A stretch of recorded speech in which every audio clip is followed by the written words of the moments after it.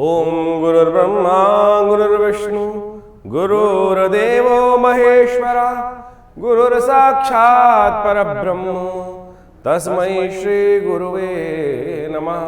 अखंडमंडलाकारं व्याप्तं येन चराचरं तत्पदं दर्शितं येन तस्मै श्री गुरुवे नमः।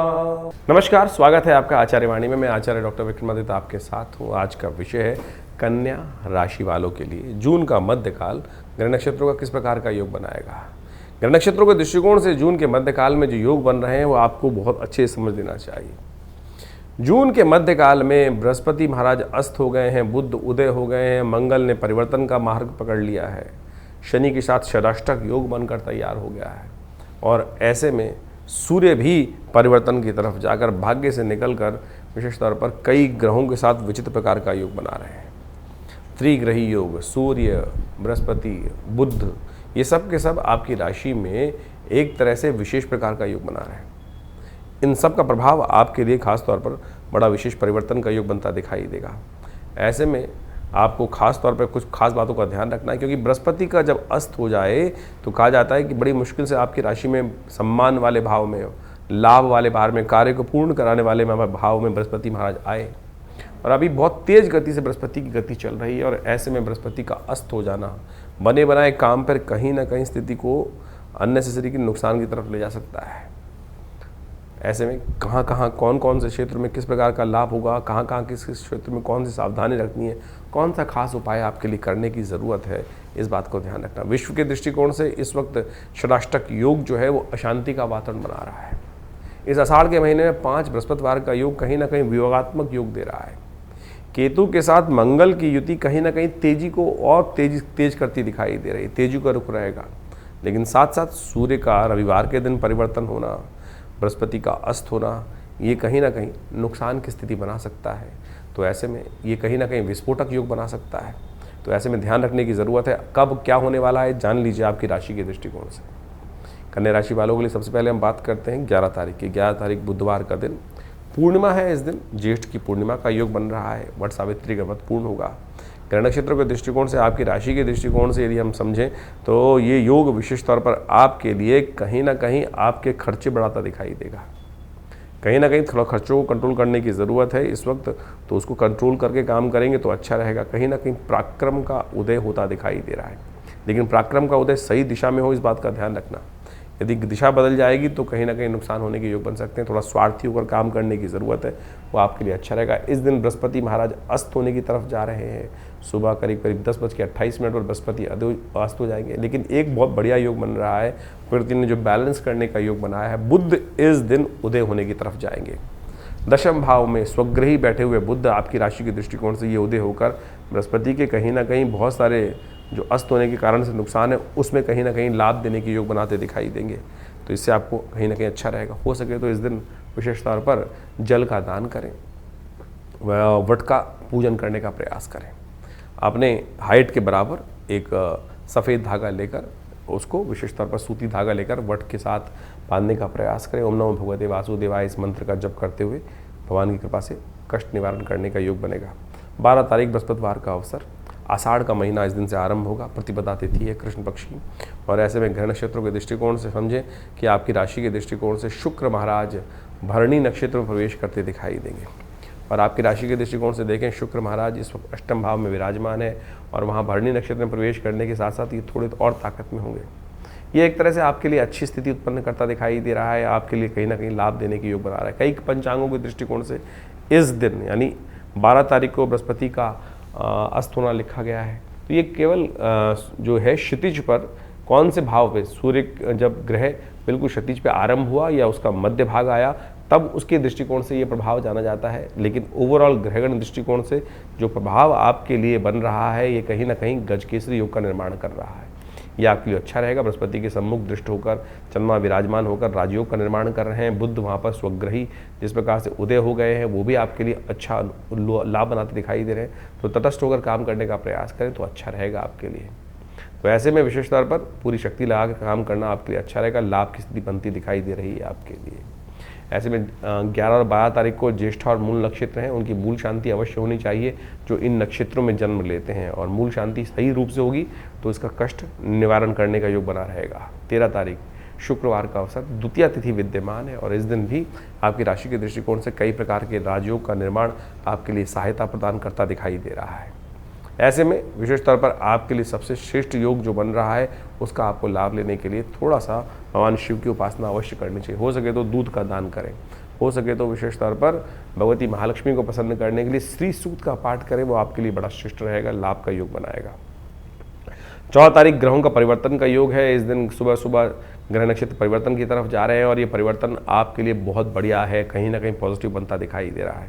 इस पॉजिटिव परिवर्तन का प्रभाव आपके लिए इस प्रकार का हो रहा है कि आप जितनी शक्ति लायक काम करेंगे उतनी बढ़िया तरक्की आपके लिए होने के योग बनेंगे। कई बार हमारे मनोमस्तिष्क में आशंका रहती है कि हम कार्य करेंगे तो उसका कहीं ना कहीं कोई पंगा लेगा, कोई पंगा नहीं लेगा, चिंता मत करो। कई बार क्या होता है कि हर शाख पे कहीं ना कहीं बैठे होते हैं लोग, हमने कदम बढ़ाया और वो कहीं ना कहीं आपको कष्ट देने के योग बना देते। तो इस वक्त ऐसा योग बन रहा है आपकी राशि के दृष्टिकोण से कि जो कार्य आपके विघ्न डालने का प्रयास करेंगे उन पर उल्टा पड़ने के योग बन सकते हैं। तो इसलिए आप निर्द्वंद भाव से आगे चलने का प्रयास कीजिए, ये ऐसा योग आपके लिए बन रहा है। बस ध्यान ये रखना है कि भद्रा है इस दिन, जो करीब करीब 3:45 बजे तक विद्यमान रहेगी, तो नए कार्यों को आरंभ करने से बचें। गणेश जी का स्तवन करके कार्य करें। गणेश चतुर्थी है तो आपके लिए रिद्धि सिद्धिदायक ग्रह योग अवश्य बनाएंगे स्थिति को। 15 तारीख रविवार का अवसर, चतुर्थी तिथि उदया तिथि के रूप में विद्यमान रहेगी और इस दिन सूर्य परिवर्तन की तरफ जा रहे हैं। सूर्य संक्रांति है, रविवार के दिन संक्रांति का योग बन रहा है। वैसे तो रविवार की संक्रांति बड़ी श्रेष्ठ होती है और कहा जाता है हृदय नाम के योग बनाती है। ऐसे में जो ग्रहों के कष्ट को निवारण करने के लिए भगवान सूर्य की, नवग्रहों की उस दिन पूजा कर लेता है, पूरा महीना उनके लिए शुभ हो जाता है। लेकिन इस बार बृहस्पति को अस्त कर स्थिति में सूर्य परिवर्तन की तरफ जा रहे हैं और ये विशेष तौर पर कहीं ना कहीं उठापटक का, उत्थान पतन का योग बनाता दिखाई दे रहा है। और ऐसे में विशेष तौर पर जो गाड़ी का ग्राफ है वो कहीं ना कहीं ऊपर नीचे, कहीं ना कहीं विस्फोटक योग बनाने की स्थिति उत्पन्न कर सकता है। थोड़ा शांत होकर चीज़ों को समझते हुए कार्य करने का आपको प्रयास करना चाहिए, वो आपके लिए सबसे उचित रहेगा। और इस बात का ध्यान रखते हुए कार्य करेंगे तो आपके लिए खास तौर पर अच्छा रहेगा। तो ऐसे में विशेष तौर पर हमने विवेकानंद योगाश्रम में इस दिन एक यज्ञ रखा है, नवग्रह शांति महायज्ञ, गायत्री महायज्ञ, उसमें भी आप सम्मिलित हो सकते हैं और अवश्य अपने नाम से भगवान सूर्य के निमित्त नवग्रहों की जो आराधना रहेगी उसमें आहुतियाँ अर्पित कर सकते हैं। उससे आपके शास्त्र में कहा गया है यज्ञो वही श्रेष्ठतम कर्म, तो इसलिए अवश्य उसमें स्थान दें, उसमें ध्यान रखें, लाभ प्राप्ति के योग बनेंगे। 16 तारीख सोमवार का अवसर है और उस दिन पंचमी तिथि विद्यमान है। ग्रह नक्षत्रों के दृष्टिकोण से ग्रह सुबह तो थोड़े दिखाई देते हैं लेकिन शाम आते आते थोड़ा सा कहीं ना कहीं थोड़ी सी स्थिति स्वास्थ्य के मामले में थोड़ी भारी पड़ सकती है, लेकिन लाभ की स्थिति अवश्य बनती दिखाई दे रही है। स्वास्थ्य का प्रति थोड़ा सचेत रहते हुए कार्य करना आपके लिए बहुत ज़रूरी रहेगा। इस बात का ध्यान रखते हुए कार्य करेंगे तो अच्छा रहेगा। इस दिन से लेकर 20 तारीख तक, 16 तारीख से लेकर 20 तारीख तक पंचक आरंभ हो रहे हैं। तो पंचक में खास तौर पर जो कार्य निषेध हैं, दाग इत्यादि कर्म करना, लकड़ी एकत्र करना, छत डालना, ये सब कार्य निषेध बताए गए हैं। इनसे बचते हुए कार्य करना आपके लिए अच्छा रहेगा। आपके सबसे राशि के दृष्टिकोण से सबसे श्रेष्ठ ग्रह आपके बुध महाराज हैं और वो पूर्ण ताकत में आते दिखाई दे रहे हैं। वो पुनर्वसु नक्षत्र में भी प्रवेश कर लेंगे, बृहस्पति के साथ विराजमान है, तो ये आपके लिए बहुत अच्छा रहेगा। तो आप इस बुध का पूर्ण उपयोग करने का प्रयास करें। हरी चीज़ों का दान करेंगे तो और श्रेष्ठ लाभ प्राप्ति के योग बन सकते हैं। चीज़ों को अच्छे समझ कर कार्य करते हुए दिखाई देंगे आप। विशेष तो भाई आपके लिए बड़ा अच्छा योग बनता दिखाई दे रहा है। आने वाले समय में इसका लाभ कई रूप में आपके समक्ष आता दिखाई देगा। 17 तारीख मंगलवार का योग, षष्ठी तिथि विद्यमान है और इस दिन सुबह सुबह रवि योग बना हुआ है, लेकिन दोपहर के बाद भद्रा का योग बन रहा है। तो सुबह के रवि योग के अनुसार से नए कार्यों को आरंभ कर मुहूर्त का लाभ ले सकते हैं, लेकिन दोपहर के बाद करीब 2:45 बजे के बाद भद्रा आरंभ रहेगी, वो नए कार्यों में निषेध करती दिखाई दे रही है। ग्रह नक्षत्रों के दृष्टिकोण से आपके लिए बृहस्पति के साथ विराजमान बुध, स्वग्रही बुध सुंदर योग का निर्माण कर रहे हैं। वो आपकी स्थितियों को ऑर्गेनाइज करने में लाभ देंगे और बृहस्पति से दृष्टि प्राप्त करे हुए चंद्रमा कहीं ना कहीं आपके लिए कई मामलों में लाभ के योग भी बनाते दिखाई दे रहे हैं। तो आप थोड़ा सा जल्दी में बाजी के चक्कर में ना फंसे, धीरे धीरे अपनी चीज़ों को मैनेज करने की तरफ अच्छे जाते दिखाई दे रहे हैं। इस प्रकार का योग बन रहा है और ऐसे में ध्यान रखिएगा, दान पुण्य कर आप बहुत बढ़िया लाभ ले सकते हैं। इन दिनों विशेष तौर पर ग्रह योग ऐसे बन रहे हैं कि आप जितना दान पुण्य करेंगे ना उतना लाभ प्राप्त हो। बस जिद से बचना है, छोटी छोटी बातों में अड़ियल स्वभाव जो है उसको त्यागने का प्रयास कीजिए, हनुमान जी का स्तवन करें। शनि इन दिनों आपके अच्छे नहीं चल रहे हैं, शनि महाराज आपके लिए कल्याणी ढैया का योग बना रहे हैं, तो ऐसे में विशेष तौर पर आपकी राशि के दृष्टिकोण से आपको नित्यपति हनुमान जी का स्तवन करना चाहिए, अपने लिए हनुमान चालीसा का पाठ कराना चाहिए, वो आपके लिए श्रेष्ठ रहेगा। 18 तारीख और इस दिन ग्रह नक्षत्रों के दृष्टिकोण समझ लीजिए एकदम महत्वपूर्ण परिवर्तन का योग है। नई उम्मीद के साथ ग्रह परिवर्तन की तरफ जा रहे हैं और ये आपके लिए अच्छे योग बनाते दिखाई देंगे। सुबह थोड़ी हल्की दिखाई देती है, लेकिन शाम आते आते वो उम्मीद का जो तारा है पूरी तरह से अच्छा उम्मीद की तरफ, जो सुबह सोच रहे होंगे ना, शाम को उसको परिपूर्ण करने का रास्ता भी आपको प्राप्त होता दिखाई दे रहा है। कालाष्टमी है, शाम के समय अवश्य हो सके तो भगवान शिव की आराधना करने के लिए दूध से उनका अभिषेक, गंगा जल से उनका अभिषेक करने का प्रयास करें, वो आपके लिए बड़ा श्रेष्ठ रहेगा, अच्छा रहेगा ग्रह नक्षत्रों के दृष्टिकोण से। 19 तारीख का दिन बृहस्पतिवार का अवसर है, अष्टमी तिथि विद्यमान है और इस दिन ग्रह नक्षत्रों के दृष्टिकोण से ओवरऑल चीज़ें बहुत बढ़िया तरफ जाती दिखाई दे रही हैं। बहुत सारी चीज़ों का पूर्वाभास आपके मनोमस्तिष्क में, विचारों में आता दिखाई देगा और इस पूर्वाभास का आपको लाभ लेने का प्रयास करना चाहिए। कई बार हमारे मनोमस्तिष्क में, वैसे तो हमेशा ही हमारे मनोमस्तिष्क में कुछ ना कुछ उधेड़ बुन लगी रहती है, कई शंकाएं होती हैं, कई आशंकाएं होती हैं, लेकिन इस वक्त जो विचार मन में आने के योग चल रहे हैं विशेष तौर पर कन्या राशि के दृष्टिकोण से, वो कई पॉजिटिव बनते दिखाई दे रहे हैं। ये पूर्वाभास सही है, इसको इग्नोर मत कीजिएगा। ऐसे योग साथ साथ बन रहे हैं तो इसका लाभ लेने का प्रयास करेंगे तो बहुत अच्छा रहेगा। बृहस्पतिवार का दिन है, बृहस्पति थोड़े अस्त हैं, उनको ताकत देने का प्रयास कीजिए। ओम ग्रांग ग्रीं ग्रौंग से गुरुवे नमः इस मंत्र का जप करें। हो सके तो पीले वस्त्र कहीं ना कहीं किसी रूप से अपने शरीर के साथ टच रखने का प्रयास कीजिए, वो आपके लिए अच्छा रहेगा। 20 तारीख का दिन शुक्रवार का अवसर, नवमी तिथि विद्यमान है और इस दिन ग्रह नक्षत्रों के दृष्टिकोण से आपके लिए ग्रह नक्षत्र सुबह बड़े अच्छे दिखाई देते हैं, लेकिन शाम आते आते थोड़ा सा कहीं ना कहीं मन जो है वो थोड़ा सा संसार की तरफ से जो हीन भावना दिखाई देती है वो कहीं ना कहीं आपको परेशान कर सकती है, तो उसमें ना फंसे तो अच्छा रहेगा। ये संसार हमेशा किसी को भी नहीं छोड़ता है, ये संसार तो भगवान पे भी आक्षेप करने का प्रयास करता है, इसलिए इस बात में ना फंसे, इमोशनल टॉर्चर ना सहे, इमोशनल जो खासतौर पर फटीक होती है उससे बचने का प्रयास करेंगे तो अच्छा रहेगा। सर्वार्थ सिद्धि योग है, नए कार्यों में नई हिम्मत के साथ लगिए, अच्छा योग बनता दिखाई दे रहा है। तो अभी आपने ग्रहों का विभिन्न प्रभाव आपके जीवन में आपकी राशि के अनुसार से क्या रहेगा ये समझा। ऐसे में आषाढ़ के महीने में ग्रहों का जो परिवर्तन का योग बन रहा है वो भी आपको समझना चाहिए। इस आषाढ़ के महीने में ज्योतिष के दृष्टिकोण से यदि हम काल गणनाओं के अनुसार से देखें तो इसमें 5 बृहस्पतिवार का योग पड़ रहा है और 5 बृहस्पतिवार का योग जो होता है वो विशेष तौर पर बड़ा शांत योग नहीं माना जाता। अहम की लड़ाई कई बार मैं बड़ा इस प्रकार का स्थिति बनती रहती है और इस अहम की लड़ाई में इस वक्त ग्रह योग का प्रभाव दिखाई देता है।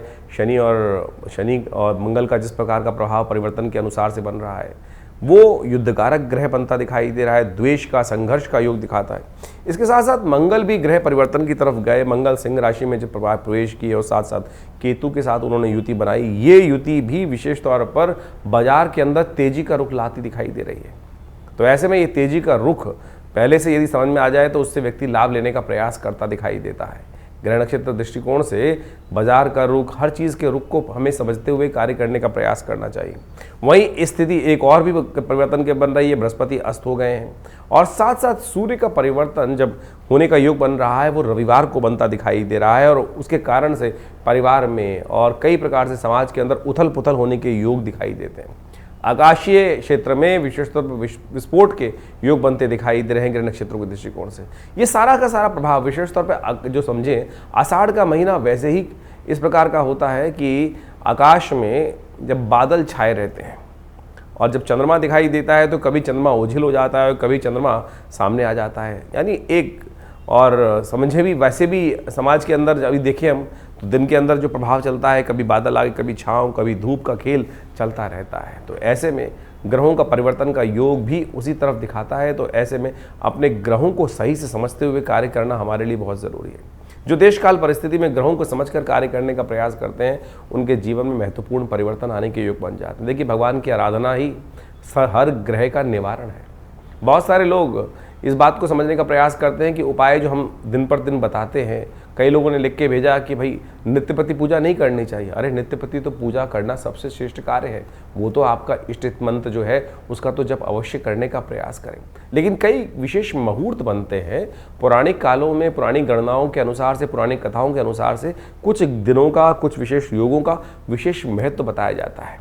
और उस विशेष महत्व में कुछ स्पेसिफिक जो मंत्र हैं, जो उपाय हैं, यदि उनको कर लिया जाए तो वो कई गुना अधिक प्रभाव दिखाई देते हैं। इसलिए मन की भ्रांति को हटाने का प्रयास करें। कारण और निवारण दो एक ऐसी चीज़ें हैं जिनको जानकर, जिनको समझकर हम अनेक प्रकार के जीवन के कष्टों को दूर कर सकते हैं। निवारण तो परमात्मा का नाम ही है। अब उसके लिए विभिन्न माध्यम हैं, विभिन्न प्रकार है। जिस प्रकार भी आपका मन जहाँ पे ठहर जाए, ये मन बड़ा विचित्र चीज़ उत्पन्न करता है। मन कभी ठहरता नहीं है। मन एक क्षण में कहीं और पहुंच जाता है, एक क्षण में कहीं और पहुंच जाता है। कई बार तो मन की आशंका इस प्रकार से होती है कि परमात्मा पर भी हम शंकाएं उत्पन्न कर देते हैं कि परमात्मा कार्य करेगा कि नहीं करेगा, सुनेगा कि नहीं सुनेगा। और यही शंका जो है वो हमारे कर्म का जो फल है वो हमें को प्राप्त होने से रोक देती है। तो इस बात का हमें ध्यान रखना चाहिए। परमात्मा पे पूर्ण विश्वास, जो कर्म कर रहे हैं उस पर पूर्ण विश्वास, दृढ़ विश्वास। यदि मन में दृढ़ विश्वास होगा, श्रद्धा होगी, तो आप समझें एक छोटा सा कार्य भी, हरिनाम भी आपके जीवन में समस्त कष्टों को दूर करने का योग बना देगा। कहा जाता है ना, एक घड़ी आदि से पुनियाद, तुलसी संगत साथ की हरे कोट अपराध। लेकिन वो कब होगा? जब मनसा वाचा कर्मणा तीनों रूप से देहात्म बुद्धि से रहित होकर उस परमात्मा की शरण में जाकर एक बार हरिनाम का वो स्मरण करेंगे। तब हम उस हरिनाम के स्मरण को किस प्रकार से करने का प्रयास करते हैं, जो भी कार्य कर रहे हैं। वैसे तो कहा गया है कि 24 घंटे अहर्निश उस परमात्मा का नाम लेने का हमें प्रयास करना चाहिए।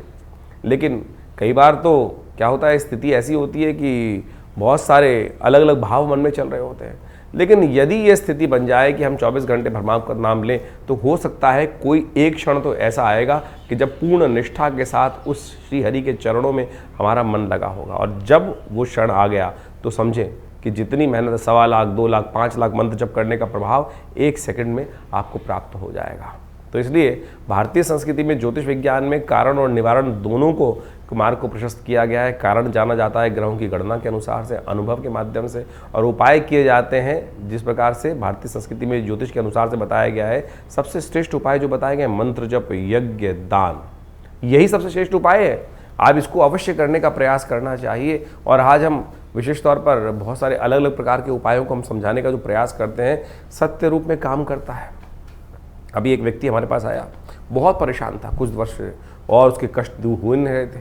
तो हमने विशेष तौर पर एक अनुष्ठान, जिसको हम बहुत मुश्किल से, लोग लगातार लगे रहते हैं कि कोई भगवती बगलामुखी का अनुष्ठान कर दीजिए, ऐसा कर दीजिए। बहुत जब आवश्यकता होती है तब करने की ज़रूरत बनती है, और जब किया जाता है तो वो कई प्रकार के कष्टों को दूर करने के योग बनाता है। तो आप समझे, ये मंत्र जप इत्यादि, मुहूर्त इत्यादि बिल्कुल विशेष हैं। तो अपने देश काल परिस्थिति को समझते हुए, ग्रहों को समझते हुए सही रूप से करने का प्रयास करें, तब जाके जीवन में उन मंत्रों का प्रभाव आपको स्वयं देखने को मिलेगा। तो ये छोटे छोटे उपाय जो हमने आपके समक्ष रखे, आशा करते हैं इनको आप अपने जीवन में उतारेंगे। और शंकाओं का निवारण करने के लिए आप हमारे इस चैनल पर जाकर अपने प्रश्नों को भेज सकते हैं। हम प्रयास करेंगे उन सब प्रश्नों को व्हाट्सएप के माध्यम से जो आते हैं फ़ोन, उनको अवश्य जवाब देने का प्रयास करें। इसके अलावा पहला रविवार जो हमने विवेकानंद योगाश्रम में रखा हुआ है, वो इसीलिए रखा हुआ है यज्ञ के बाद। वैसे तो हर रविवार को बड़ा प्रोग्राम होता ही है, उसमें यज्ञ में आप ध्यान साधना इत्यादि में माँ भगवती का दर्शन करने के लिए आप आ सकते हैं। लेकिन पहले रविवार में एक प्रश्नोत्तरी का कार्यक्रम भी रखते हैं, समागम भी रखते हैं। आप वहाँ आकर अपने प्रश्नों का निवारण रविवार को सुबह 8 बजे से लेकर 10 बजे के बीच में भी आप कर सकते हैं। और हमसे मिलने के लिए कोई बहुत बड़ी जद्दोजहद नहीं करनी, आराम से आइए। विवेकानंद योगाश्रम दिल्ली में आपके तमाम प्रश्नों का जवाब भी देंगे, और बहुत सारे और भी जो मन में शंकाएं चल रही हैं अध्यात्म के प्रति, उनके सबके लिए भी बहुत सारे कार्यक्रम समय समय पर चलते रहते हैं, उनसे हम आपको अवगत कराते रहते हैं। आशा करते हैं आप विवेकानंद योगाश्रम में आकर, बहुत सारे और भी कार्य चल रहे हैं। आपकी सूचना के लिए हम बता दें, यहाँ विवेकानंद योगाश्रम में एक हॉस्पिटल है बड़ा, योगा प्राकृतिक चिकित्सा आयुर्वेद का हॉस्पिटल है, और वहाँ नित्यप्रति बहुत सारी व्यवस्थाएं भी रहती हैं। और अभी विश्व योग दिवस के अंतर्गत पूरे जमुना पार में सबसे बड़ा कार्यक्रम भारत सरकार के साथ मिलकर, आयुष मंत्रालय के साथ मिलकर किया जा रहा है, जिसमें 15,000 आदमी एक साथ मिलकर योग करेंगे। 21 तारीख को आप भी उसमें भी यमुना स्पोर्ट्स कॉम्प्लेक्स में एक कार्यक्रम रहेगा, आप उसमें भी सादर आमंत्रित हैं। सुबह 6 बजे से लेकर और करीब करीब 9 बजे तक ये कार्यक्रम रहेगा। जमुना पार में यमुना स्पोर्ट्स कॉम्प्लेक्स में, उसमें भी आप आकर हमारे साथ पूरा स्वस्थ भारत के निर्माण के लिए सुंदर योग का कार्यक्रम में भाग ले सकते हैं। धन्यवाद, नमस्कार।